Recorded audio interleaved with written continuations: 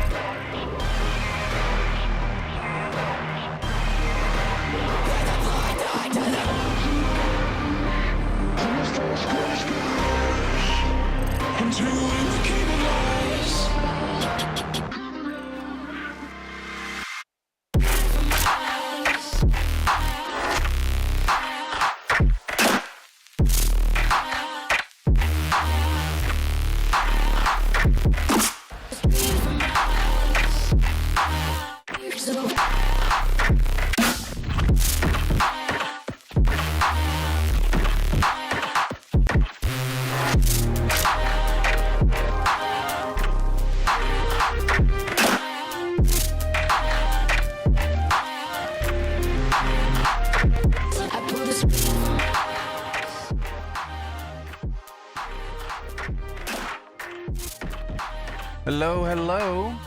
What's up, everyone? Welcome to the channel. My name is Alckemy. I am joined on this lovely Wednesday evening with our new friend. Give me 1 second while I fix all this and pull it up. I am here with Monkey Rascal. How's it going? What's up? Yo, thank Hey, you y'all. so much for coming on. We're a little bit late because I always have to talk to a person a little bit before they come in and just be like, hey, hello, this is kind of how things go and stuff. It would feel kind of disingenuous to just be like, and we're live. Definitely. Hi, introductions. Yeah, but how are you? How's it going? Totally. Good, man. Yeah, thanks for having me. Dude, it's an honor, man. And Thank good you. to meet you for 10 minutes ago. Yeah. I can already tell. Yeah. It's so cool because you're a new artist that I recently discovered, and I really appreciate the openness for you to come on and talk with us and be a part of the community and whatnot. But yeah, I don't want to waste your time, but I'm curious, like, what? Okay, sorry, let me start over. Um, have you tell me about your music? Tell me about like what it is that you do or how you could describe it. So that way, for one, I don't put words in your mouth, but for anybody that doesn't listen to your stuff, um, what is your perspective on the kind of beats that you make? Thank you for asking that. Yeah. It's an ever evolving answer. But I think the foundation of it has always been wonkiness, sort of stank face elements. Um, I think the foundation of it has always been hip hop, but there's always exploration into different BPMs. And the guiding principle is usually kind of rhythmic pockets and syncopation, regardless of BPM, you know? But it's funny, like, if I play my music for somebody who does not listen to this niche of music, I get that sort of like deer in the headlights look because it is kind of meant to be. It's sort of unintentionally jarring in its kind of wonkiness, But it and that's works. kind of a lot similar to a lot of the music I listen to, which is very sort of. I love the most off kilter things, you know. I kind of was kind of raised on that sort of Flying Lotus, Hudson Mohawk, kind of off the grid sort of maximalist stuff. But yeah, I think wonky is just the best word. I'm glad I didn't interrupt That's you yeah. because I had well, actually, I just interrupted you. I'm sorry. It was unintentional, I swear. No, you're good. Um, but yeah, and so that's kind of something that I think fascinates me with this kind of music is like how you developed that sense of pocket, that sense of rhythm. We're gonna talk more about like rubato and stuff later, which I like wonky better or just off kilter beats because I Yeah, don't know, trying to like pigeonhole something into a single academic term is like the last thing that I want to do. But like, how did you discover yeah. the wonk? The wonk. You know, it's interesting because it really took a while for my tastes to evolve, and you know, I grew up listening to a lot of electronic music. Not grew up, but like my foyer into sort of independent listening was a lot of electronic things. I noticed that the things I liked happened to be the more unquantized sort of human feeling things. And I didn't know why. And it wasn't until I think 5 or 6 years ago where I just kind of fell in love with different kind of classic beat tapes and different producers and different sort of, you know, quintessential swing people like Knowledge, Madlib, you know, Dilla. And yeah, it really over time it kept I kind of realized that I liked that Dilla feel a lot, but I liked when the Dilla feel was pushed so much more Further, in yeah. either direction. Yeah, like past that threshold. And I noticed that if you listen to a lot of like early Flying Lotus and early Hudson Mohawk stuff, it's very like kind of reactive to Dilla, but like pushing it in this wonky space that's very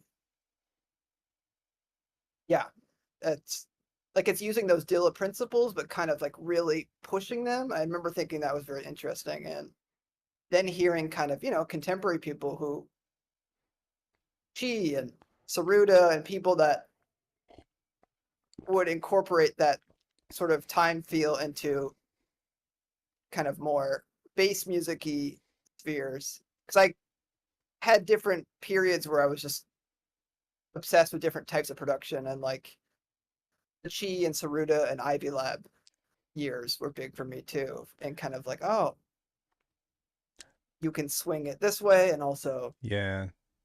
20, the Sonics can be this way. 2015 to 2018 was such a vibe Man, for it really music. was. Like looking at all the expressions of that, and of course, like, sorry, my fingernails are painted. I have a little cousin, and she was like, "Can I paint your nails?" And I'm like, Oh, "Of course, nice. of course." What color? But Of course. but yeah, and so like you have people like Copycat, people like Frequent, people like Chi, and then back in the early 2000s, like Flying Lotus, and Zane Wolf and I have talked about like the history of like hip hop and electronic music and halftime uh, quite a bit. Nate G says he found you from a Molokai set. Um, That makes sense. Yeah. but all of that influence and that resurgence of hip hop, you know what I mean? And like, obviously there was the mainstream where, you know, it was kind of going down the trap route and the future bass route. But then there was kind of just this other side that was stuff like what you're doing, stuff like what those people were doing. And it's really fascinating to kind of just look at that as a parallel. The reason why I Yeah. asked you how you got to it was because I actually like, I always wanted to make music like this, but it wasn't until I met Cage who actually showed me how to come up with the rhythms and how to actually make stuff in that. And we never talked about anything academic that was like rubato and stuff. He showed me a very practical approach. And so did you come to this and like, did you find your style just from listening and trial and error, or did you have somebody help you out or something in between? I would say mostly the former of trial and error. I, there were so many years where I was making music that wasn't interesting because I didn't really know what I wanted or what my Right. tastes were. And then I I think it was sort of when I started in 2020, I started submitting to the Kenny Beats beat battles, and I sort of realized that I made I wasn't really intentionally swinging things that much, and but I kind of thought, oh, maybe I could try this for the battles. Yeah. I'm any good at it, and it turned out that I kind of had a knack for it that I didn't know, and I think underneath kind of I have sort of a musical background. Like I played piano, I played in band, and was in jazz band and things like that. But yeah, I didn't. I think there was sort of a rhythmic instinct that I didn't kind of know I had. I kind of needed to tap into with confidence. And I just sort of started. I realized like, oh, I just really want to get excellent at drums and swinging drums. Right. I That's want to the be as goal. good at yeah, and that's kind of that sort of fire was lit underneath me, and I was like, I'm just gonna. That's what this project is to me now. Like I want, at the very least, this project will be kind of executing that really swung wonky style to its kind of to an extreme. I mean, even like the early tunes I put out on this project were like kind of maybe a little bit too heavy-handed with how swung they were. It was kind of like overindulging, Nah. in some It's ways. I fine. think I've like sort of refined my pockets, but it was kind of like making something I wanted to hear of like, oh, I just always wanted. I just love those tunes that it feels like they've swung something so much and it feels like they shouldn't be getting away with it, but they Hmm. do. And that's kind of the feeling Yeah. I like of like, oh man, it's like I don't know how he's getting away with this. Quick shout out to Cage. Cage actually stepped in. He taught me everything I know about Yeah, halftime. And you know, I had it's amazing. told you about the story and stuff, but please say hello and you all get acquainted and stuff. But I owe so much to this guy. So He has not only is his music phenomenal, but like I'm still doing lessons with him, and it's come to the point where it'll be like 3 years that have passed, and I'll hit him up and be like, "Can we talk about snares again?" And he's always down. So shout out, bro. Thank you so much for all your time. that's Yeah, it's tremendous. it's tremendous for sure. I think that's a great way to describe that. I really like what you said about, you kind of, it sounds like you kind of played Goldilocks, right? You went too far, then maybe at first it Yeah, wasn't enough, and then you find just right and whatnot. But you also said a lot of key things exactly. that I think that your experimentation came into alignment with a lot of the things that I started doing, right? Without being academic, if you take one bar and you move everything off and it's like totally fucked, but then you duplicate it and it repeats, then you kind of have a sense of predictability that maintains that, right? Is that kind of in the same way that you would go on Definitely. your experimentation? Definitely. Yeah. Yeah. Yeah, and It with, was really. oh, go ahead. I'm sorry. Oh, no, you go. Well, with that, I find like what I love about your music is that um, one thing that I noticed is that you always have at least one element that does keep somewhat time. And I think that is usually with your musicality. Um, and you said that you were in jazz band and lots of other things. So it kind of hits me now and makes more sense about how you get to your musical stuff, which I want to talk more about maybe here in a little bit if you're down. But Definitely. um, yeah, I think it's so crazy that you kind of found this from the Kenny Beats community because I feel like those guys are on a very different like wavelength, not in a bad way, but they feel like they're from a very different Definitely. side of hip hop. I was just wondering, can you talk more about that or For give sure. me your thoughts? Yeah. It was I think when I initially started, I kind of made sort of things that were similar to Monty Booker, the producer, and that was kind of resonant with that community. Hmm. And the kind of the through line with Monty Booker is his stuff is also super swung and kind of wonky, but it's kind of like, you know, a bouncier, kind of more conventional, slower hip hop tempo, Hmm. crappier. But he's also really influenced by, Flying Lotus and people, so he kind of incorporates that sort of wonky swing into this kind of more conventional rap friendly side of hip hop. But yeah, I think with the Kenny Beats thing, it was like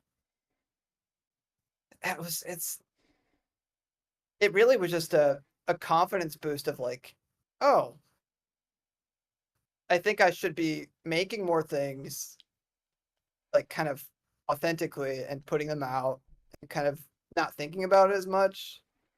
Because I think it kind of showed that my instincts were probably decent, and I think I had never really thought about, I don't know, releasing stuff or kind of making things I actually wanted to hear. I kind of for a while I would make like, I don't know, just one of those dark.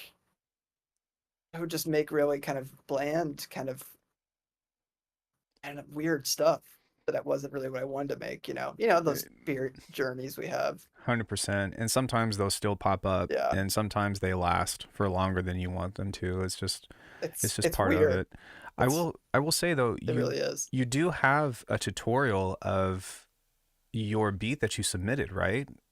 Um, Yeah, yeah, so, and which is really cool because correct me if I'm wrong, but like, would it be safe to assume that that was like the beginning of this like direction that you started taking, and then like from one of the very first projects or something that you have, explaining all that, like you actually give a lot of information, a lot of insight through all the things that you had talked about. Um, and because you showed the project file yeah, and anybody who's paying attention, looking at your placement and how you've kind of arranged your beat and talked about how you source things, um, I feel like that video deserves a lot more attention than what it has, because even I learned a lot of stuff from that. oh, amazing. Do more, Yeah, it's crazy because do more. if yeah, I got you. It feels like a lifetime ago, and watching that, it was really so early on in discovery of. I mean, I was still figuring everything out. It was really. I mean, I still am, of course, but it's like that was sort of the beginnings of my finding what pockets and kind of how to swing things in different ways, and that was really even just like making that video was helpful, and like when you like have to like explain something, Hmm. and it kind of helps you think about things differently, and like that sort of metacognitive process, like sort of like, oh, I had to, but it was, yeah, it was so early on in the kind of, I hadn't quite, yeah, there was a lot of trial and error after that, like that next year it was just like, oh, how do I do this? Yeah. And that's, always a fun part, but It's still really cool to see how that played a role into all the stuff that I just listened to. My partner Corey and I like to listen to music with her. She's a classically trained composer slash pianist, and so, she she's listened to a lot of different music and stuff. But when we listen to that, I don't think that's like something that she gets into very often. But we sat down and listened to the whole thing together, and we're just kind of like, wow, it's really cool. I'm talking about Supernova, by the way. It was one of the only albums on oh, YouTube. nice. I don't know when you put that up, but I went and bought it right after. Yes. Um, Hell yeah. yeah, but seeing how you took that style and then kind of like turned it into a bunch of different beat tape esque things, which is kind of what I wanted to get into as well, is something that I'm actually trying to do with my own project in a way that is like maybe a little bit darker, but in a sense that doesn't focus so much on huge narrative, but more so of just cooking something up and having a vibe and then letting it pass. Yes. I don't, have you, Chicago actually has a really big scene. Have you heard of martial arts tricking before? No. It's acrobatic Say it kick. again? It's called tricking. It's acrobatic kicks, flips, and twists. There's a lot of big Oh, name okay. people like Micah Carnes out there in your neighborhood, but for me, my goal is I want to make tricking music. It's basically music to do flips to, and so the beat tape thing really complements the here's a vibe and then it passes and then here's the vibe and then it passes, where if you have something with really long intros and things that are very elaborate and whatnot, you know what I mean, it changes the energy of the session, which can sometimes be good or bad. But I love that Definitely. you took that you took this modern style of hip hop and created this piece, this whole project rather, that had one thing lead into another. And so I'm kind of curious. I'm gonna ask you a quick question, but then we can come back to that. Xenowave says, "I'm digging the jazzy progressions and drums. Where do you get your drums from?" So that's your first question. The second question is, Sick. if you can just talk about, well, tell me about your process for one, but then I want to talk about how you get into an idea and how you just jump in without it sounding unnatural. Definitely. So first question was, where do I get my drums? Yeah. How you do your drums, or do you do your own sound design? Are you big into that? And Yeah. Um, kind of a collection of over the years one shots that I like. Lately, it's kind of been more different packs on splice. I'm always just looking for different kicks or snares that are interesting, or different kind of perk sounds, but it's kind of always the same way in building the drums. It's kind of, I start with BPM, and then I'm a very kind of beatboxy person where it's like I kind of hear it and I'll kind of beatbox it. That's funny. Like, actually, Sploinked, that was a song where it was explicitly like I had beatboxed it on a walk. mm, I think I probably still have the voice note on my phone, but I just heard the cadence of the rhythms, kind of that, so, just kind of a really like crumpy swung, sort of like not too boom bappy, not too kind of. I like when it's kind of in the middle of kind of that, like, the halftime feel. But yeah, yeah, yeah, then it's like, I was thinking about this earlier. It's really kind of always starting just with the getting the backbeat perfect, where it's like the kick, snare, tom, and all the low frequency drum sounds, like a ghost note kick, a ghost note, the tom, even just those elements working together for a groove before I move on to like adding different hi-hats and kind of high frequency perk sounds, that kind of getting that foundation really solid, and then kind of spicing it up and adding sauce with kind of different drum, kind of rolls and like flams but something that really is helpful for me is like once you have a really strong foundational groove with just your kind of your uh simple drum elements, like getting a putting like a drum fill into like a simpler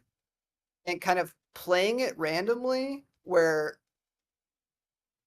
and kind of changing the pitch of it so that the BPM of that sample It's a little bit off. doesn't match the Mhm. beat. Yeah, so then you kind of just get these nuances that you couldn't necessarily come up with, just by programming it in or kind of like forcing yourself into a box where something accidental and random kind of comes out and then listening for the part, that is good and then be like, oh, that part was sick. And then, as but like, Yeah. that's kind of I feel like where the magic happens is that kind of like, oh shit, the way that fill flammed into the kick there. And then The accents and all you that. you can't really plan that stuff. You can kind of hear something abstract, but it's like those accidents are super helpful for just like finding really interesting pocket nuances. So I love that you just said that this aspect of you can't plan it, and that was one of the biggest things that I'm gonna try to like summarize this huge concept here in a second, but um where do I start? So when Cage taught me how to make the wonk, we'll just call it that, he taught me how to move stuff off and create intricate pockets. He actually had me starting with the percussion because of the percussion and the accents and whatnot kind of dictate and help guide you where you can place your kicks and snares. That being said, if you already have a vibe for it, then you know that you can move a snare off here and be like, here's an anchor point, and then place something on there, and there's no right or wrong way to do that. But in the idea of things that you can plan and that you can't plan, are you familiar with audiating by any chance? The term, Hmm. you already do it. You just told me that you already do it, but it's vocalizing the idea of a song or singing a melody, humming a melody, verbalizing it, imagining it before you put it on paper. And something that I have talked about with a lot of people that are in the world of like academia and classical training versus producers is that with what we do, there's this thing that's kind of in the middle of not being able to plan it, not being able to necessarily like audiate, how do you audiate a sound that you've never made? How do you audiate or how do you Yeah. contextualize a sound that you've just heard, but you've never heard it in the context of a song? And so the placement is kind of where I find the middle ground of what you just said of the beatboxing, because no matter what, if you can beatbox, it doesn't matter what the kick sounds like. It doesn't matter what the snare sounds like. It's the pocket, it's the rhythm. I've got a lot of videos myself on beatboxing and whatnot, but it's really cool to hear you say that from another artist and see how well it's worked for you. And I would say to anybody out there, like, use it. If practice your beatboxing and stuff. Yes. What does become concrete is the approach, which, by the way, sometime after we talk or whatever, if you're up for it, let's get together on a session because I have some really cool stuff that I want to throw your way that I think that would push your what the fuck. Whoa. Dope. What the hell? I don't know what just happened. That would push that further. Wow. Yeah, That's a nice because hallucination. I don't know what happened. I think it was because of the thumbs up, but it's all stuff that has Sick. been given to me from the people that we had talked about from before. But in regards to Yeah, I that, love that. I have a question with that, because with what you say with like developing the drums and doing all that stuff first, that's actually where my biggest roadblock comes in, which I don't want to turn this into a lesson, but just something to discuss. Um, a lot of times if I go ham on the drums and I have very intricate drums and all that, I actually find it to be very difficult to add something musical on top of it. So how do you find that Yes. balance of like, or like what's your approach to searching for hooks or searching for like one thing Yeah. that one thing that starts all of the ideas to be like, okay, I'm going to harmonize with this, I'm going to do that. And I know it's not one thing, but you get what I'm saying. Just if you have any advice. Oh man. I mean, I would also say that is a huge roadblock for me too. Ugh, I hate it, I man. would 40% of the time I will make this fantastic drum loop. I worked on it for an hour. I have all these crazy sort of embellishments and fills, and it's like the pocket is, and then I sit down with the keys, and my process is usually like coming up with the drums, and then I just kind of start jamming things on the keys. I just can't find something that fits it, because it's each time it's like it's too heavy-handed, like it takes away from the drums. I can't find a melody that fits it. It needs a rhythm that's kind of simple enough to like, especially when have such rhythmically dense drums. Right. It's kind of like you want something that is going to keep the rhythm grounded, but still harmonically communicate enough, but not take away from kind of the pocket of the drums themselves. And it's so frustrating. Dude, it's so It's frustrating. ongoing. For me, like I try to. But I thought, yeah. Oh, I'm sorry. Go ahead. There's a little bit go of a ahead. delay, so I try to wait for the spaces and stuff, but just know I'm not trying to interrupt you. Yeah, I was gonna say for me, I try to usually go like down the bass design route and be like, okay, let's put a cool bass over this and just do a cool bass. But for some reason, I just have the hardest time, even sometimes with just 808s, of being like, surely an 808 will work over this, right? No. Oh God, yeah. Yeah, it drives me crazy. It's so tricky. It is. It is. I think what's helpful for me, the writing process of, I have this great drum groove, right? And when I'm thinking about it, bigger picture for the song, I know I'm trying to come up with initially kind of a compelling sort of root note pattern. It doesn't necessarily mean a bass line, but it means something that would work alone with the drums and communicate enough melodically and will set me up later for something I can write kind of more complex chord voicings over later. But like it's kind of like I have my drums and then kind of coming up with a bass line that are the root notes of like a chord progression that I already like, that I've kind of jammed on. And like figuring out a really simple iteration of that rhythm that's gonna just kind of allow the drums to shine. Because in the end, my music is really kind of drum centric, and like I have a hard time kind of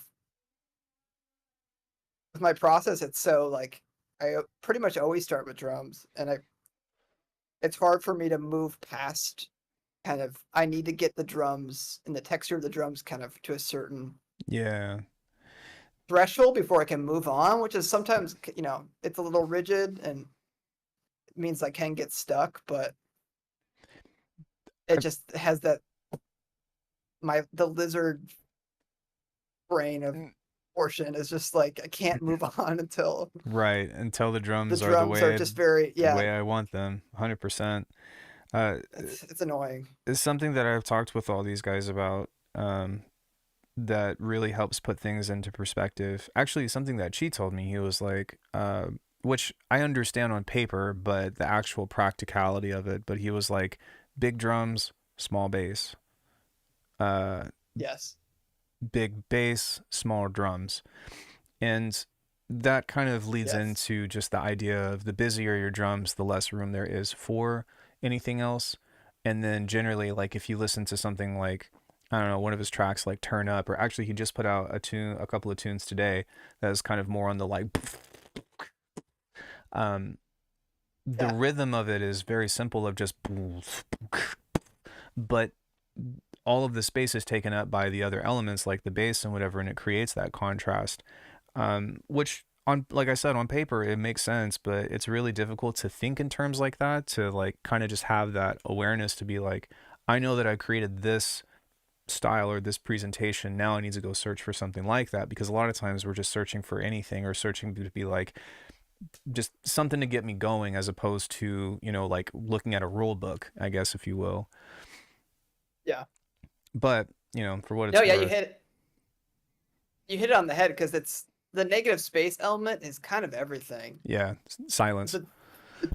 It's really, and that's the hard part, I think, of coming up with a drum pocket that works. And then it's like sometimes it can be as simple as like, oh, I played this bass line, but I need to take like 6 of these hi-hats out now. And one of these things, it's like kind of like, what do I need to take away now a little bit? And then like oftentimes I'll jam something on the keys over drums, and I'll think it will sound really good when I'm playing it. So I'm like, you have that sort of like the endorphins of oh, this sounds super Yeah. good when you're first initially playing it, and then realizing that it needs more space. Like it needs, what I often end up doing is just kind of just chopping up what I played and taking like 40% of the information out to make sure a lot of those drum hits stand alone, so that there's just more room to build just less information. Because the busier the bass is with that busy drums, like you said, but it just doesn't, it's hard. I mean, it's just hard to execute too. Like I mean, a fat busy bass line with a with dense drum busy section. drums. It's like, Yeah. it's tough.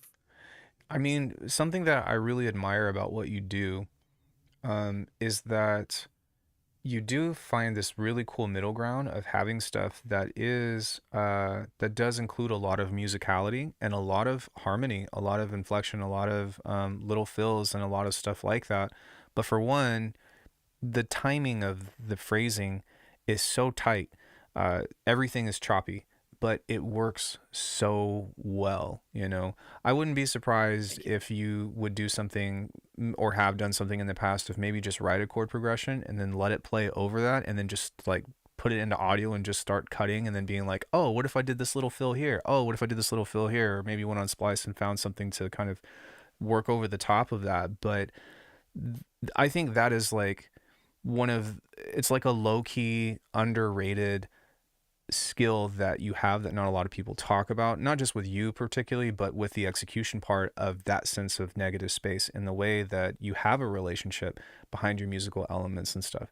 Because your tracks are really busy in all the best ways, and I love it.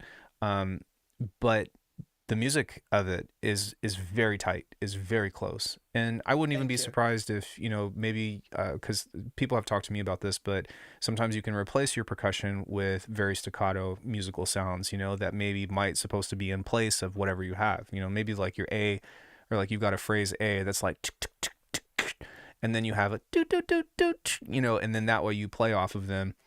Yeah, man, I love making beats, dude. Yes. Like, just thinking about that stuff makes me really excited. And I know you know exactly what I'm talking Right? about. Oh yeah. No, thank you for saying that. And yeah, the phrasing is very important to me, and that's kind of the writing process of like, coming up with a melody that I play on the keys that I like personally, and then like you said, like really just messing even before really designing a lot of the sounds. It's kind of like shaping and thinking about the lengths of notes to really kind of maximize negative space, and like, oh, this section is staccato, this section is legato, this sort of staccato-y feel ricochets into this more pad-like sound, and that it's really kind of like a bar by bar thing sometimes, where it's very, I don't always write music that way, but a lot of my songs are very like, each bar I'm kind of making sure it works really in a specific way. Yeah. But it's, I I'm fortunate to have the piano background. I think I didn't really realize how handy it would come in. My parents making me take piano lessons, but like there was a period where I kind of stopped making beats in college and just sort of hunkered down and learned a lot of things on piano. And I feel like those, like that year and a half where I just like, I didn't really do anything but just learn a lot of my favorite songs for people on the piano. And something sort of rewired in my head with, 'cause I feel like now I can kind of just express things more freely with, if I have drums that I like, I can kind of come in and I can execute the pocket of what I'm playing on the keys and kind of the chordal direction a lot easier than, which I think really helps, because Uh, I'm so bad at like drawing things in, and like if I didn't have that foundation to build off of kind of like I can play something that works and then I can chop it up later, I'd be cooked, because it's hard to yeah, to people that can make really melodic, crazy music without playing keys is just amazing. And it, So yeah, there's sorry, I got to jump on that a couple of things. The first thing that you said I think is really fascinating of it sounds like you taught yourself how to play with the pockets. Um and if that's safe to say, and more or interest less. that's a really interesting, well, I know that it might have been indirect, right? It wasn't like I'm going to sit down and play to this, but maybe in a sense of you went and studied some music and actually did some playing and stuff, um, and then that kind of got you to about of maybe having a deeper understanding of what you were working with on there, which I find to be really Definitely. fascinating. And I've thought about taking that journey, of really taking time to learn music and stuff. But something that always kind of like keeps me on this hook or keeps me lingering from it is that I feel like, especially in the world of like, let's just say like heavier, darker halftime things that maybe aren't so musical, by musicality and stuff. That's just kind of what I say for things that have a lot of notes and a lot of harmony and stuff. I feel like there's this Yeah. this different path that you can't write some stuff at a piano. You know what I mean? And Yeah. I don't know what the answer for that is, but I'm always fascinated about how people come to that stuff and how people come to things, both with the stuff that you did. I remember watching your video and it was like, yeah, I just used some chords from Ableton Live or whatever. And then, you know what I mean, cut it up, which I was like, heck yeah, sick. And then some people Yeah. are like, yeah, I'm just going to sit here with this modular and just, and then be like, oh, that's it. And jump out. And that's the whole song. And so, I Yeah. kind of, yeah, the SoundCloud is in the description, Juan. But yeah, it's really cool. And seeing that and seeing how that comes out in your music is very apparent and stuff. And I love the kinds of chords and stuff that you have because it's very mysterious, but it's not geared towards happy or sad a lot of times. It's just like, Yes. it's weird in the most satisfying way. If that's safe to Thank say. you. That's that's a great description. That's definitely what I'm going for. Yeah. Of like, yeah, it's like it comes from that sort of Radiohead, neo soul. I that piano phase was like, I'm I became obsessed with Robert Glasper, the pianist. Mm-hmm. He's done a lot of stuff. Uh, but yeah, like I heard also he was a big sort of Dilla person too. Like he collaborated with Dilla, Hmm. and a lot of his piano playing evolved in a sort of pocketed way where he would intentionally kind of play things really wonky, like to kind of match. Um, and he's one of the, kind of the few people in some of those kind of early 2000s jazz spaces that was doing that. And I thought that was really interesting to hear, kind of like this sort of more conventional jazz mixed with that Dilla time feel. And yeah, it's like I'm glad that you know the piano. It's really like a lot of things are just secondary to what I come up with at the piano. And like if I don't have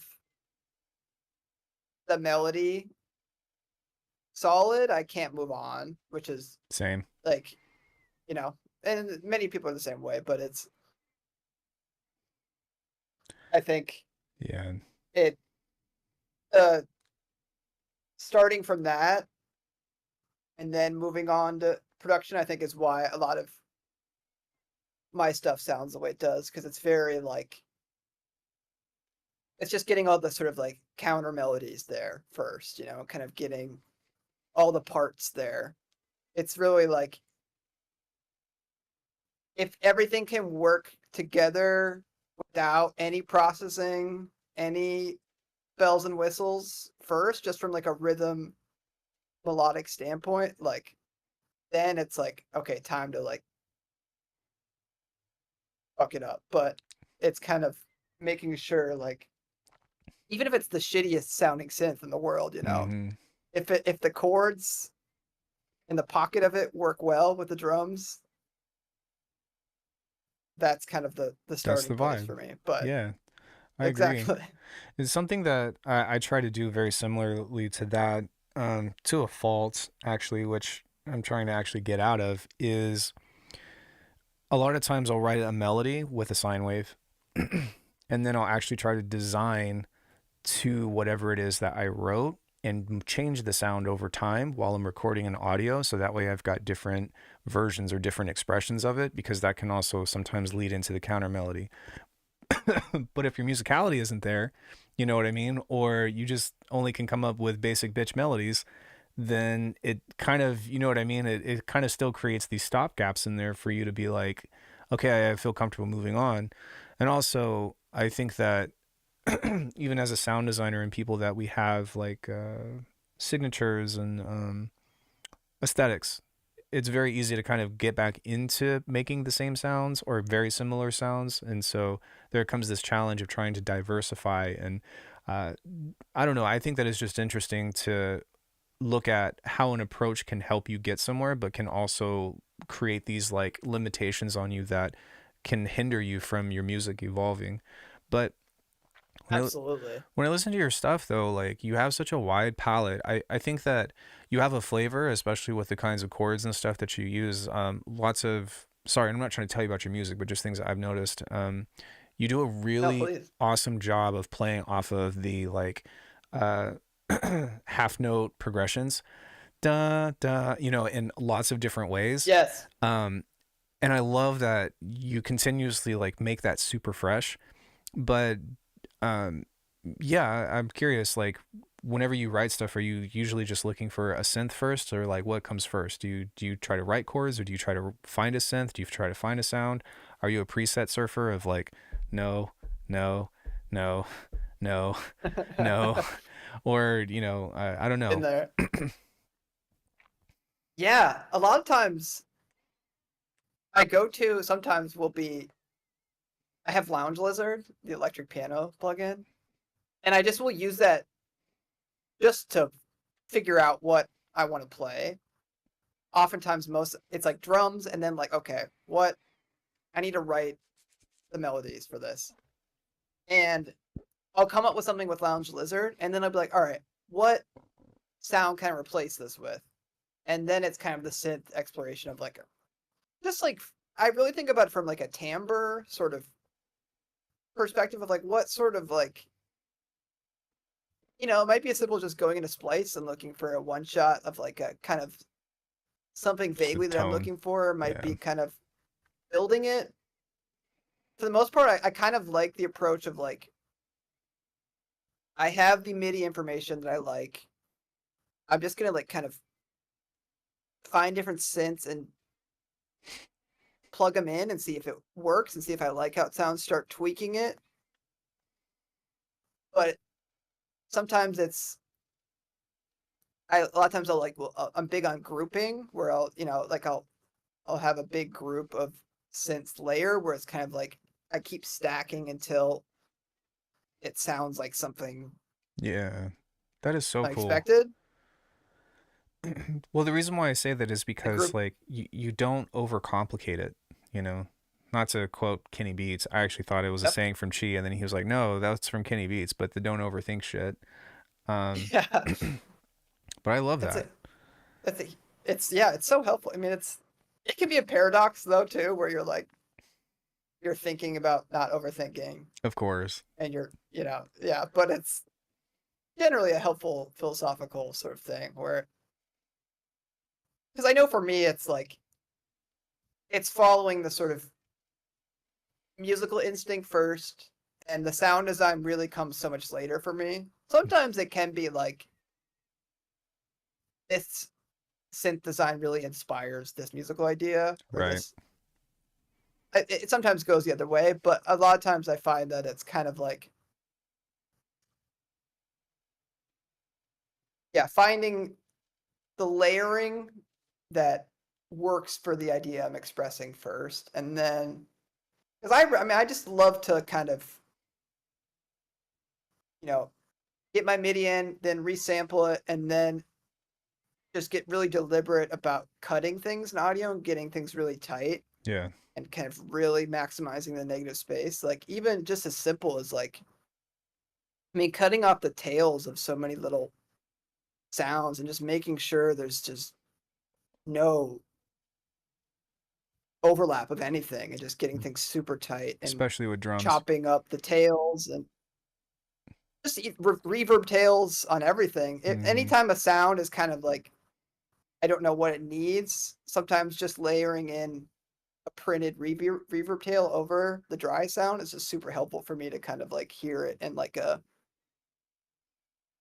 more 3D way of like, but yeah, the original question was just about It was synth process. no, it was more of just like, it was more not really even a question. It was just kind of an observation, about how people come to things and about how sometimes it can be extremely helpful, and then like you say, sometimes it can also kind of like hinder you on Oh, exactly right. growth and processing and whatnot. I tend to sound design everything from scratch, like immediately Sick. before I do anything else. And my goal with that was to try to do a twofold thing. For one, I wanted to try to use that as a ritual to get into a flow state to where I'm not really thinking about it. But also, like, there's just this thing where I'm not against using samples or anything else of the matter, but I just always want to try to like take my spin on it first before I start outsourcing. And I don't know if that makes sense or not. Yeah. Unfortunately, I feel the most inspired when I hear something else, especially like Yeah. remixes and stuff, or like if I hear a melody, I'm like, that's cool. And then I have ideas. And so trying to get myself into a trick of creating these racks or creating these things that can hopefully spark a moment in order to pull a piece out from, um, Yeah. create a way that I can sample myself, I guess, if you will. I think maybe if I have a little bit more music background, that could probably help a little bit. But why would you do that when there's things like scalar and harmony bloom and arpeggiators and stuff, right? Oh, yeah. What I've So many realized though is that tools. there's just some things that will not lead you down to those roads. Um, I can tell you Yeah. that I've never made a chord progression or I've never made a song that remotely sounds in the vibe of what you've created. And that's really cool. But no arpeggiator, no scale or chord progression maker thing or whatever will do that for you. At least not in my It is experience. tricky. Yeah. Yeah. And like you said, um, the fuck, I lost my thought. No worries, bro. Uh, Starting with, man, I had it. Um, yeah, the chord tools I haven't had much luck with either. But man, there was really something. Man, I lost it. Sorry. We can come back to it if you remember. Yeah. It's not a big deal.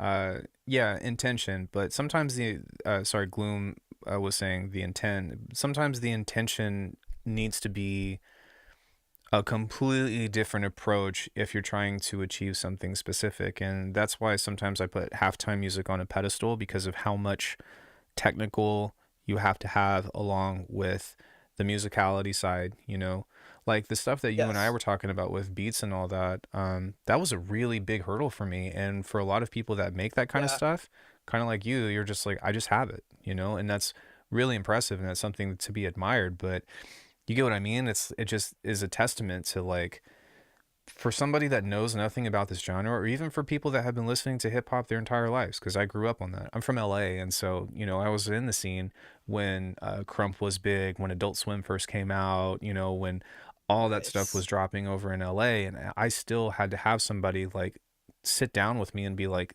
"This is how you do it." It's a hard genre. Yeah, It's a hard genre. it is. You can't. Were you within earshot to low end theory stuff? So I was close to it, but I Not didn't earshot. really know Sick. about it until after I was already an adult.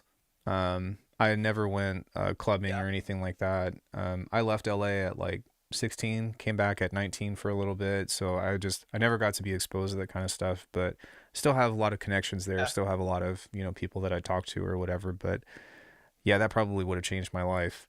Um, I actually didn't get into beat making until 23, so I came pretty late in the game. Nice. Yeah. Sometimes it's kind of like it's nice when people discover it later because I think people sometimes it takes your time for taste to emerge. And I agree. like when I started making beats when I was younger, I was man, my references were all over the place, and it took my taste so long to kind of form. I think that's what guided my music over the years. Actually, my thought came back. That's not that big of a point, but I think it's so nice to just build something from scratch, and the feeling of kind of molding something and feeling that sort of agency with the sound, and like regardless of there's just kind of like an emotional sort of connection you have to it when it's like I made that. great. I made that. I put my spin on it. I kind of curated, and that's such a great starting place for a song. And sometimes I kind of wish I had more of that. Back to the rigidity of my own process. Like Hmm. I wish sometimes I could start with what sounds cool. I think, and what I like building things sounds wise, because I often am just so kind of focused on finding the melodic information first, but I kind of wish I could, just be more like enjoying the discovery of kind of sounds and building them myself. But, It, to each their own process wise. yeah, and there's definitely a point to be said about that too, in regards to learning new things, I think that it's always good to do that. But as I get older and as I learn more, it needs to be done in a certain way to where you have to be able to find how to be open to stuff without losing your identity, if that makes sense. Because sometimes you allow yourself to be impressionable on something just to try to immerse yourself in something completely new. But because your perspective changes on things and because the way that you think about stuff, like it can lead you into a block because you start looking at everything so different. And that's a really cool thing to think about. But in terms of output and music, um, I've ran into it several times. Yeah. To put things in perspective, back in June, I was doing drum lessons with Cage, and he was like, "Yeah, think about it like this, and think about it like this," and I was just like, "Oh my god!" And I didn't write music for like 2 months because my whole outlook and my whole approach of how I was normally used to doing things suddenly were not good enough anymore. And I was like, Oh, "Oh my yeah. god, I have Yeah. to," you know what I'm Oh saying? boy. Like my expectations just went like this Oh boy. because they led me Yeah. down a lot of sorry, they led me down a lot of roads that was very difficult to see things the same. And so I think that Yeah. yeah, the macro versus the micro I think is really important to try to modify whenever you learn new stuff. But I was gonna say, if you ever want to spend some time on some sound design things or whatever, I started with Ableton Live, so I know it really well, and I'd be more than happy to just be like, here's some ideas without it Oh trying to yeah. be like tell you what to do, if that makes sense. Um, but I'm yes, always that would be sick. yeah, Yeah. anytime. I'm always online, so and I'm always live. But Sick. just hit me up. But also, interestingly, you're still on Live 9, if I'm not mistaken. Yes, I am. So what's that like? which is a limitation. Yeah, it's funny. It kind of became a limitation that I really embraced, and now I'm just so comfortable. Um, I think a lot of the beginnings of this project was really figuring out a way I could really aggressively embrace limitations of Ableton 9. Like, oh, what would happen if I just used all these stock sounds, you know? Yeah, yeah. And it really helps me to, you know, there's so much you can do with this operator, you know? There's so much you can do even with 100%. the crummiest pad sounds in Ableton, because you can just resample them and chop them up and layer in kind of different tails and use sends and returns. Like, each sound is kind of so malleable. Like, the source material, you want it to sound good, but like, it really helped me kind of, you know, realize the importance of just getting good with the tools I had and prioritizing that over. Because I think there were a lot, you know, before, when I first started making beats, I was so like, I always thought I need more and more. You know, I always wanted to hoard as many VSTs as I could find, and then Yes, all of them. yeah, like the product of, I'm still only in Ableton 9 because the origin story is that a friend in college let me use his iLock, and it was Ableton 9 then, and then I just, yeah, I've just been too lazy to upgrade, and I got so comfortable with it, and I'm a bit afraid to update it because I keep thinking that Ableton will like kick me out because I'm not supposed to have his license anymore or something, you know? So Oh, I I just got kind you. of embraced like 9, and then it became this sort of like identity thing where I'm like, yeah, 9 only. you 9 know, is the magic it's like, number. exactly. 9 only, bro. And I learned that Saruda is still a 9. Is he? I'm pretty I sure believe it. that's what, for a long time at least, he was still. I think we could probably But look back on some of his streams because they're all over the place. Like definitely, Jose La Magnifique, I think, is somebody that has a lot of his stuff, and then his Twitch channel. Sometimes he streams, but I'm sure we'd be able to tell just at a glance. Um, definitely, yeah, I because he's like a master of that. I think listening to his music early on really helped me yeah, because the way he kind of organizes things, his use of negative space, and the concepts of just big and small, just really sonically, you know, to have, you know, these tiny little compressed drums with huge sort of distorted wide elements that happen sporadically. You know, he's just so good at that, like, things feel so big because of how relative his elements are, and like he uses the negative space so well. And I feel like that really helped me kind of see that, like,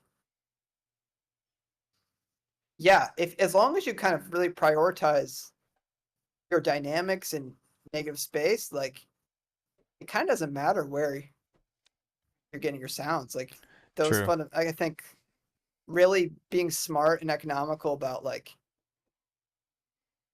what things you have in mono, and then when you're making things wide and when you're Right. choosing to make things wide, and kind of, It's it's really helpful. it's a But songwriting yeah, skill, in my opinion.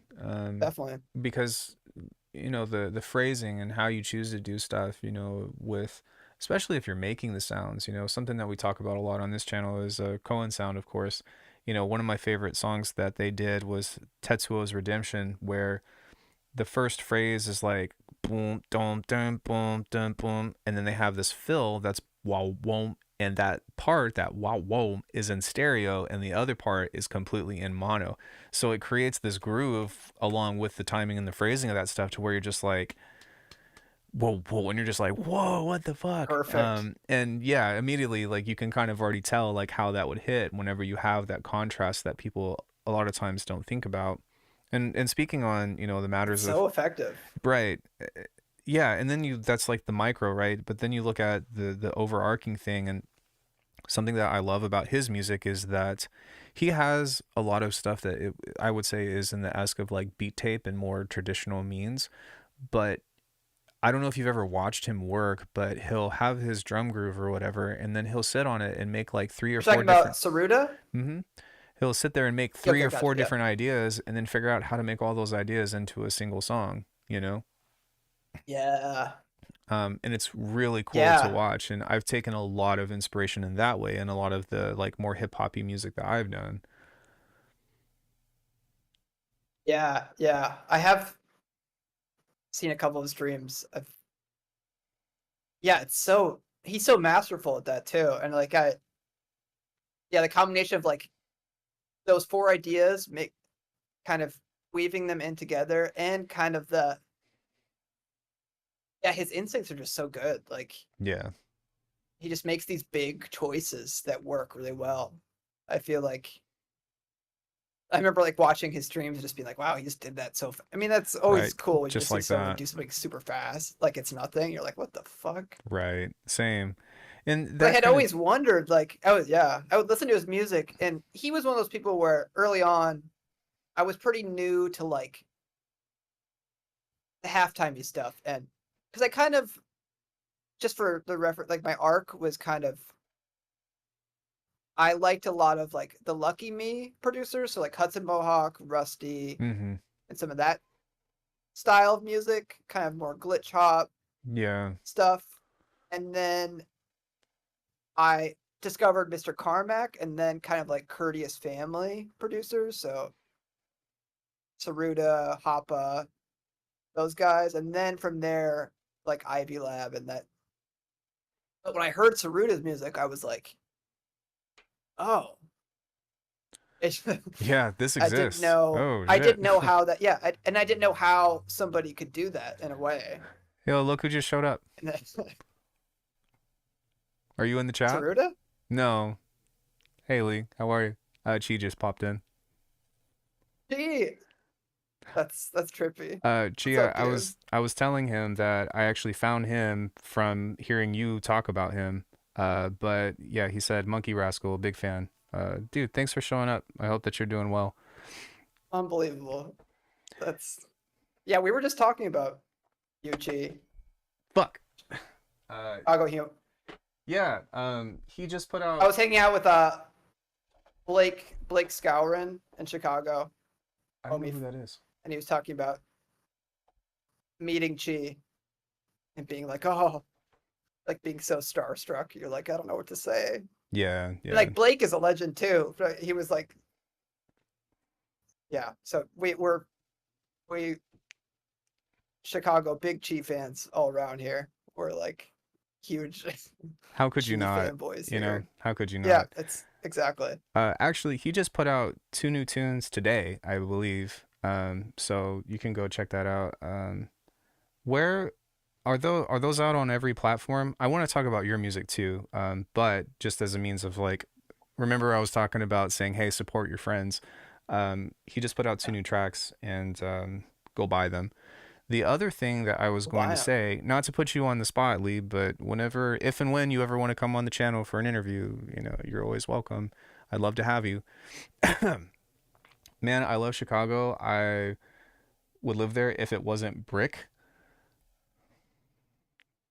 Rick? I don't know what that means, but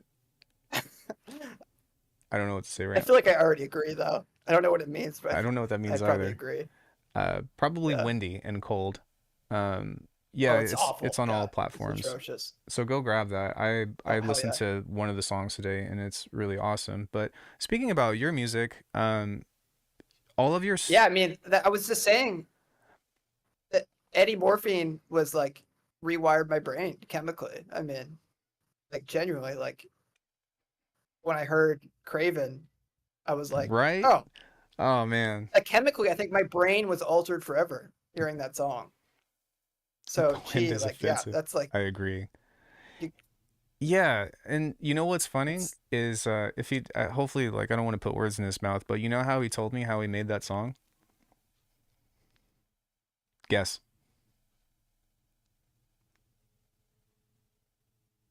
Drew, I have no idea. It Guess, could. guess. Take a guess. Uh,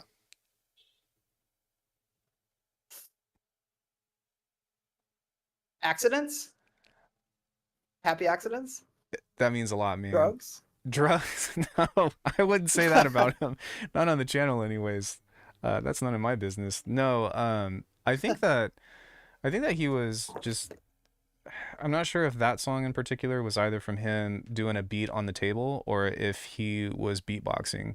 But that same thing Beat with boy. the audiation that we were talking about, right? Of being able to Yeah. vocalize or being able to express the rhythms and stuff before you start getting into the writing process. And Lee, to catch you up, he was talking about how on a lot of his tunes he'll do the beatboxing thing, which I think is really cool. Always.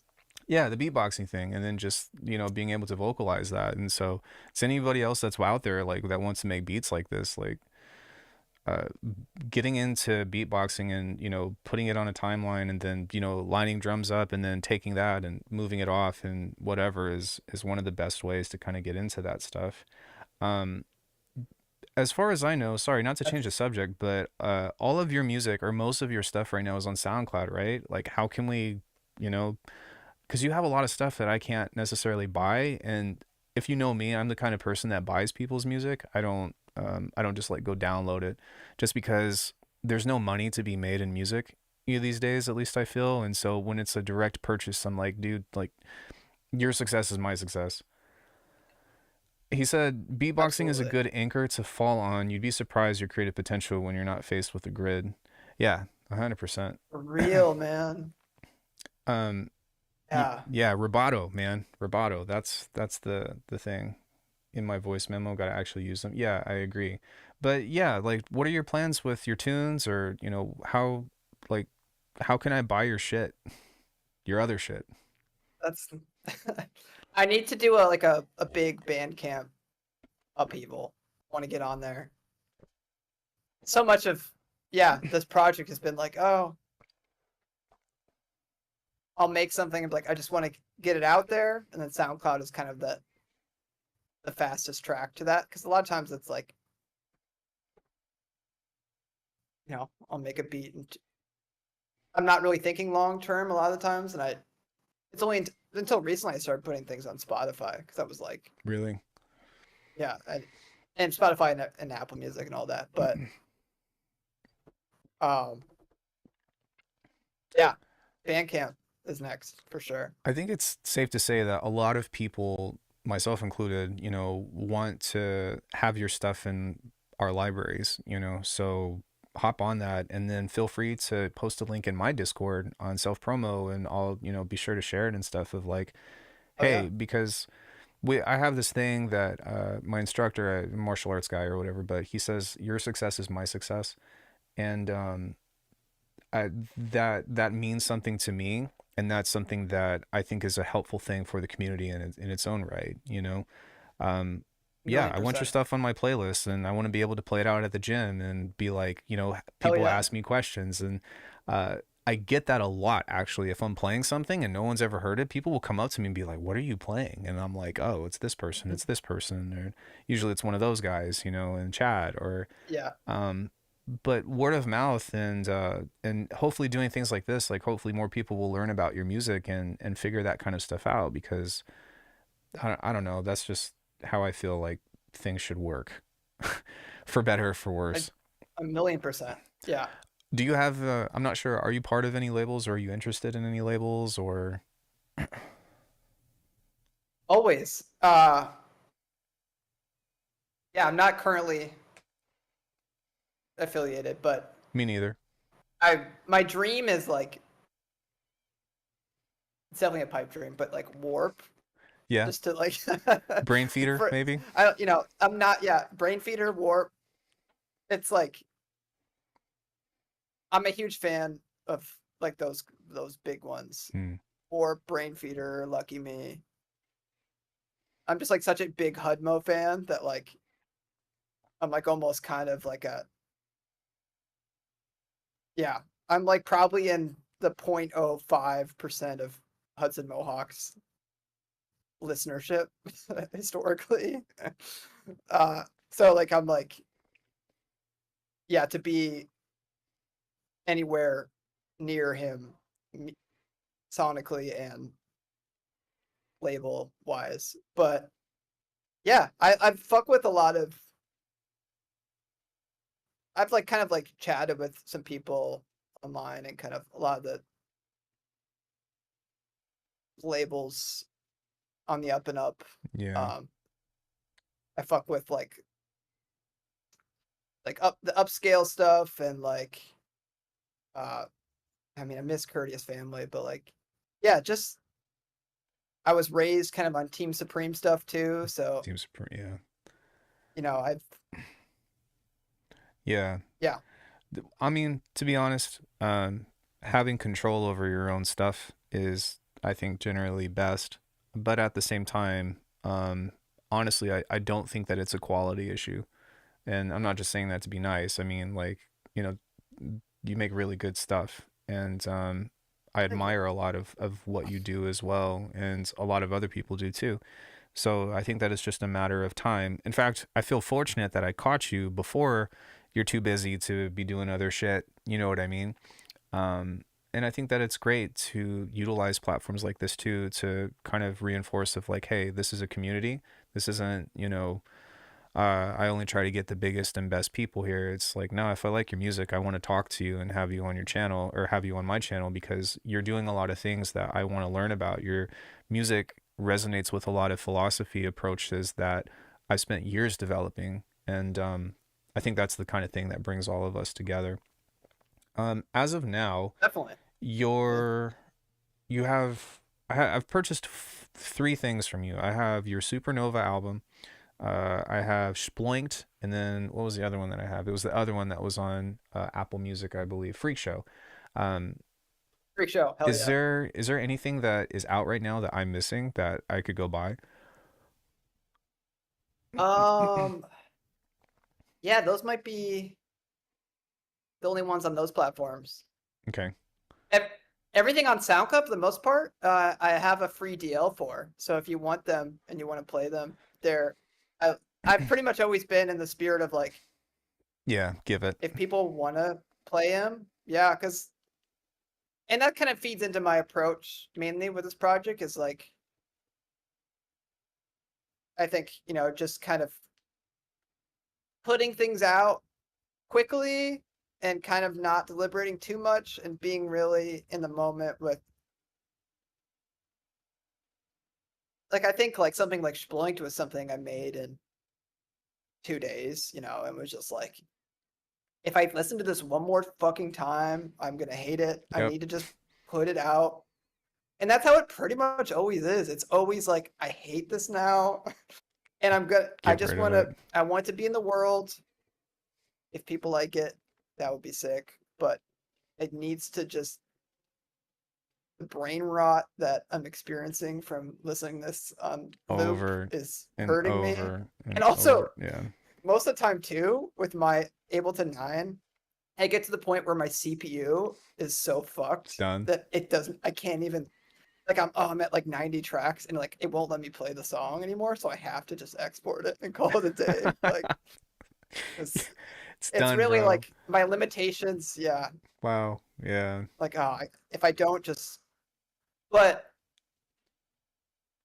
yeah, I think the Bandcamp thing will be good. But I think for the most part, I'm happy just to I think if people are downloading my stuff and playing them and like I'm always super psyched to see like things used in different ways like and that's kind of I think helpful for a lot of my stuff started getting sort of circulated in dance communities. I think that was probably also partially just from that free DL portion of like seeing people kind of move to my stuff Bro.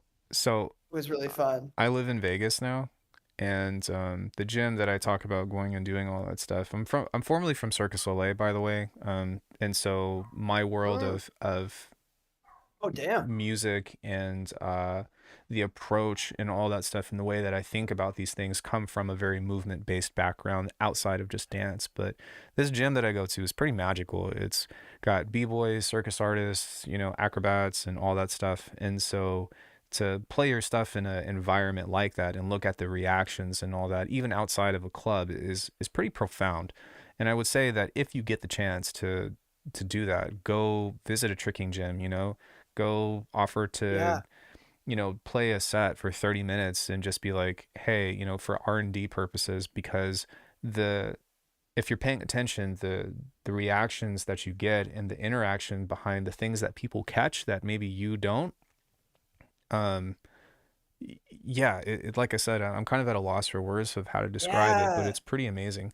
It's pretty Yeah. incredible. That, that resonates because also that's sick that you come from that background, and that's that's really compelling. Oh, thanks. But yeah, It's like I mean, even just like relating to there's like a certain circle of dancers who will dance to my stuff a lot, and the kind of will post reels, and it's always just it just makes me kind of think about music differently to see.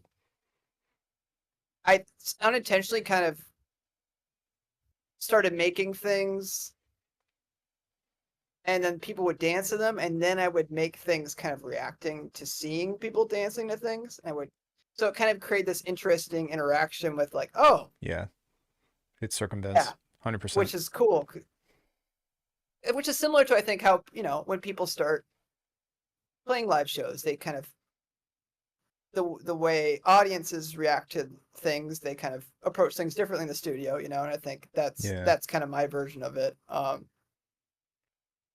But yeah, it's so sick, like yeah, movement and music. Yeah. It's one of a kind. Sorry. I didn't mean to do that. Um You're yeah, good. it's cool, man. I love that we share a lot of the same perspectives on this thing, and I think that it relates towards the output of the kinds of beats that we make and the way that we think about it and the way that, I mean, obviously, your style is very unique, and I'm not trying to say like my music is like yours, but there's a lot of things that I catch that I really value with what your output is. And so to be able to talk to other people like that and to be able to discuss these kinds of things are very valuable to me for fulfillment purposes, to which I would say, like, dude, thank you so Yes. much for just giving me a little bit of your time and getting a chance to chat with you and get to know you and stuff. Would you be down to maybe hang out Absolutely. for a few minutes and maybe see if chat has any questions? Yeah, absolutely. Chat, do you all Down. have any questions for Monkey Rascal? Oh, I have a question. So what is Donkey Yes. Rascal? That is my alt burner account. Okay. For things that yeah, it was kind of things that I got stuck on that I couldn't kind of build into something that I thought constituted Really? something that fit with my main page. Yeah, and I've heard that, They sound all a done. lot of the things Yeah. thank you. Yeah, they all sound done It's to I me. think a lot of it is like they just didn't reach a certain threshold for me sonically where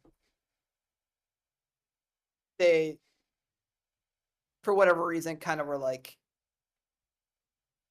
yeah, I just didn't feel super passionate about them or kind of I've reached a stage where I would usually kind of build on them more, but I didn't have the motivation to, and I didn't Fair. feel like and I think a lot of ways some of those songs resonated in different ways just because of, you know, some of their simplicity and kind of like the less of the overthinking of it. Like Mm-hmm. some of them were like, oh, people like them a lot because they're just and a lot of the things were things I made like almost kind of very casually. Like I made one of the songs on there I made in a hotel room in like Really? West Virginia. I'm and that pulling became like this. I'm pulling this up right now, but there was one song that you had from there that I lost my fucking mind to. Um, LOL, I don't know. Oh my Yep, god. that's the that's the hotel That's the room one. hotel song? Jesus Christ, bro. That song is so cool. If Oh, y'all thank you. you It's can fun. go I to my mean, yeah, go ahead. it's yeah, because that one was like it didn't have my usual sort of. I didn't have access to a piano, you That was know. so So cool. that one was like, oh, I'm just, it was like a really sort of fun, like, yeah, it had this sort of like Yeah, that stripped shit's sick. down fun Um, quality. But yeah, people, so that's I'm cool glad I too. Yeah. made that choice to do the account because I think it gives me an outlet to just like, if something I like enough, isn't up to whatever, bullshit standard I have in my head, I can always put it there and it can be out in the world. Gotcha. It's I don't know, man. It's still pretty cool. Xenowave says, Thank you. "How did you go about making the art?" Probably from Yeah. Supernova. How do you make your art? The artwork. Mm-hmm. Uh that was something I bought off of I'm pretty yeah, I haven't had a lot of people things I've curated, but yeah, that was just something I found and I bought. Hmm. I don't know how I looked. I've been pretty like over the years pretty passive about it. Like I'll kind of vaguely search things online like, oh, surrealist, freaky, cubist thing. Hmm. And I'll just scour the internet until I find something I feel visually sort of encapsulates the song a little bit. Yeah. It's super like it's not that intentional at all. It's very like I'm now that I'm in Chicago, I'm meeting people. I'm like finally have found people who I kind of fuck with and like I want to like, hey, I would love to like have you do this and like it be a collaboration. Yeah. But over the years, like when I was just kind of like putting things on SoundCloud and kind of just like I don't know what I'm doing. Like, it was more of like I'm just gonna find this old Salvador Dali painting and Right. use this. Dude, with I have a couple of those. I have a couple of Picassos and I was gonna Dalis on say there. when I was first coming up, I would just put like Sonic the Hedgehog on there or some shit, and just call Yeah, it a yeah. day because it, I mean, as yeah, long as it's kind of captivating and like totally.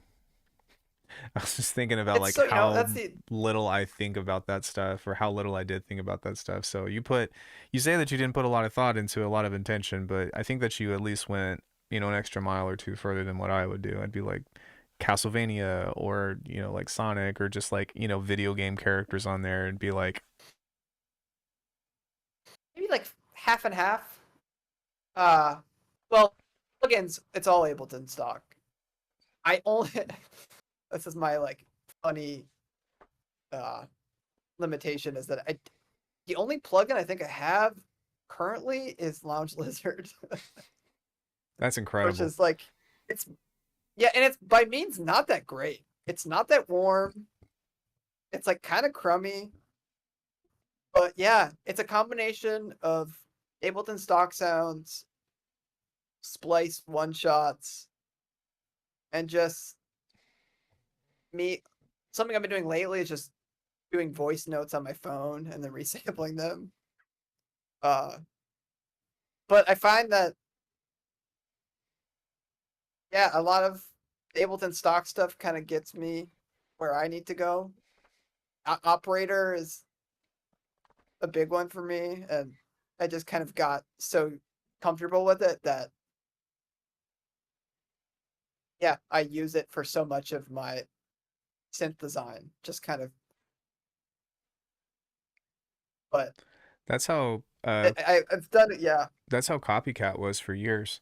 Um, Oh yeah. when I talked to him more regularly, he was like, "Yeah, I just only pretty much use samples and Ableton stock stuff." And Ableton definitely has a flavor. I think every DAW does, but Ableton in particular definitely has a flavor of what's in it and stuff. But I think that's still Definitely. really cool and really challenging for most electronic producers that have purchased even a single plugin, you know.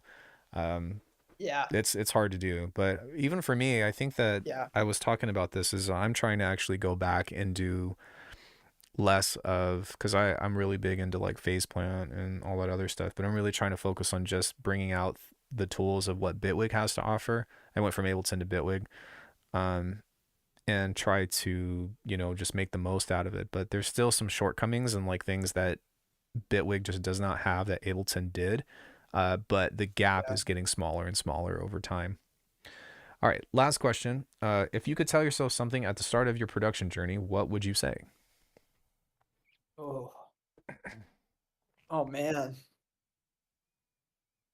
Woof. Woof. The start. Woof. uh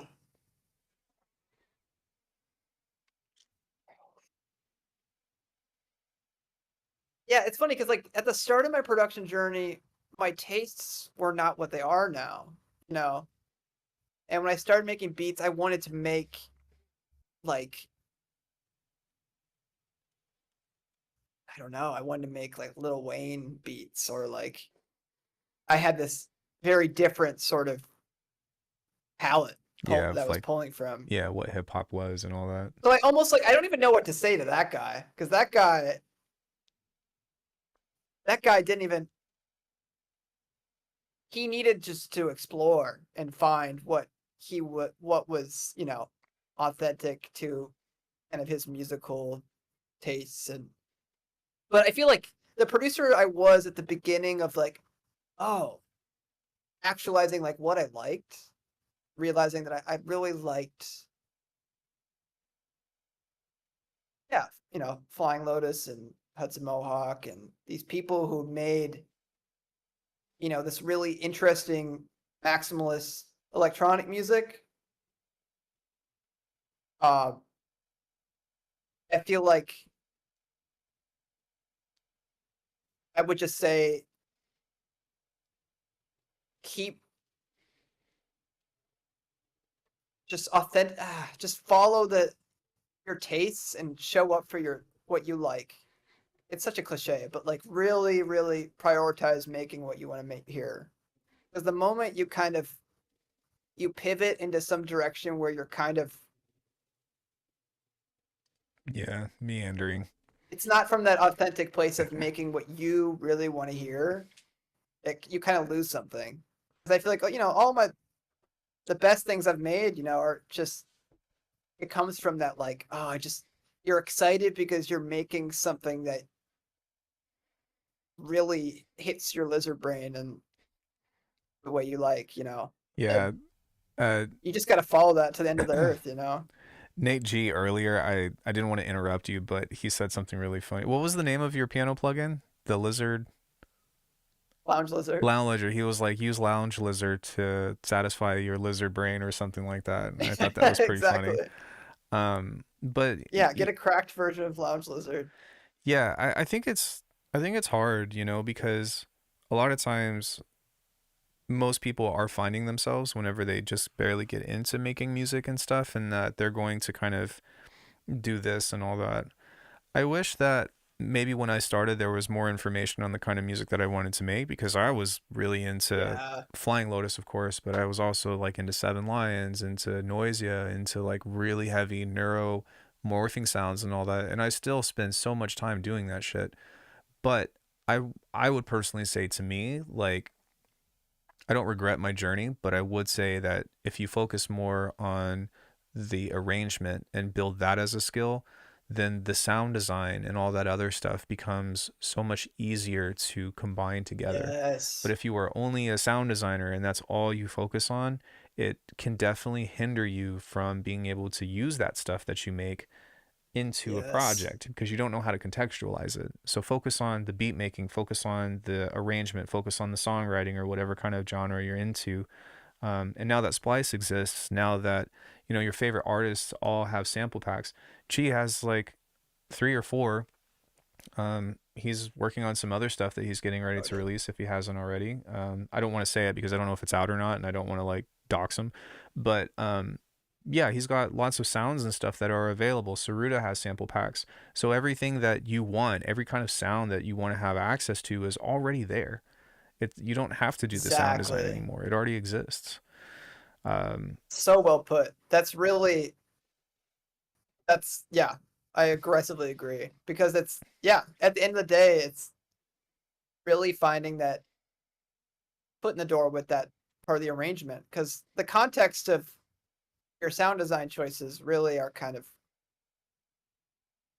yeah, you have to learn how to organize things musically and then get to that part later because Yeah. and that's the beauty of splice and the sample. I mean, it's really just, and I like it now too when I'm writing something and I'm just in the zone. I'm just trying to keep momentum going with getting the song. Like Mm-hmm. just searching, like you hear like, oh, I'm hearing this specific type of laser, and just search for it on Splice and just throw it in and like move on. Like don't getting hung up on that one sort of. You can go back in and fuck with it later and make it craft it, but like it's so nice to just that barrier is being pulled down and to be able to just, Keep moving. yeah, keep Yeah. momentum going in the creativity.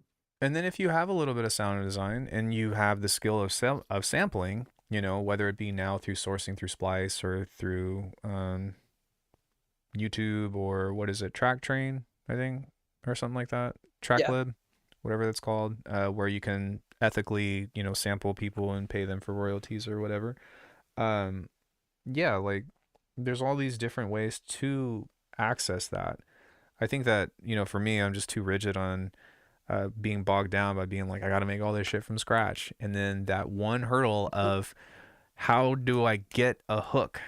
How do I get this thing that I yeah, actually like? But if you don't have that problem like I do, and you can speed run into the hook, like you can write a track these days in 45 minutes, 2 hours, yeah, you know and I've done it, and I'm totally. sure you have as well, and that's why I like doing stuff on stream, because it's just a recap of like how once the gears are turning and you develop your intuition from the songwriting process and you know what you want, it's a matter about getting access to the intention that you have and then executing it. So you know Absolutely. yeah, I don't know, that's my whole spiel But on that. it's such a balancing thing of like there is such a beauty in taking care with each sound and kind of making your own, like you said. And Yeah, even once you've, written something, like going back in and like, shaping it into something that feels unique to you. And that's what the beauty of sound design, I think, is for me, is just like even if if the sound came from somewhere else, like you can still kind of make it fit into the context of your sound in a specific way that was not intended, and but it's so fucking hard to like yeah, getting hung up on either end of the continuum, like with sound design and then not knowing, and then having I've had the other problem where like I have a really strong musical idea and I just can't make things sound cool, like I end up I have all these kind of this collection of like crummy sounds I just played. And I'm like, I don't, yeah, it doesn't fit. you know, so yeah, uh it's tough. it is tough. That's my advice. Being a music producer, For, you need to realize that you are going to wear so many fucking hats, whether you like it or not, yes, and each of them deserves a little bit of time.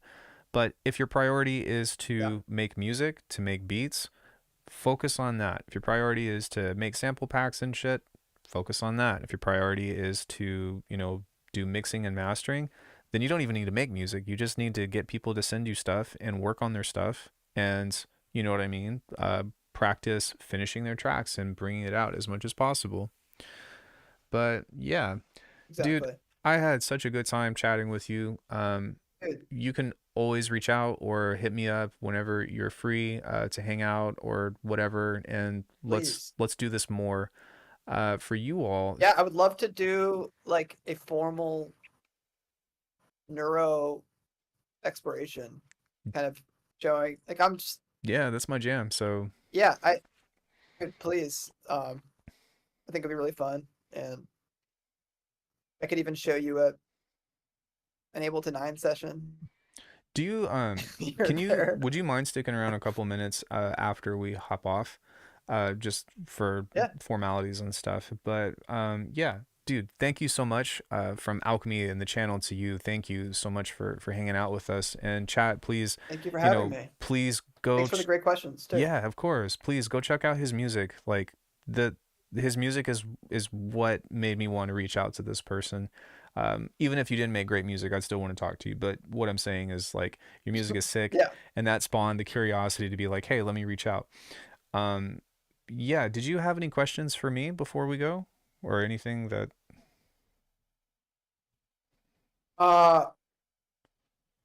Yeah.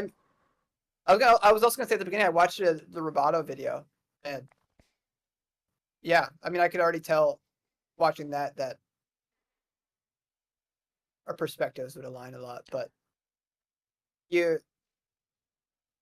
I don't know. I guess I could save it for our post thing. Yeah, you could always come But back to, if you want to hang out on the yeah, channel. that's true. Always welcome. Well, thank you. Yeah, and also I was gonna say to people, go check out Hudson's Heaters on YouTube. It's this beat tape put out by Hudson Mohawk in like 2006, and it's like kind of the wonkiest beats I've ever heard.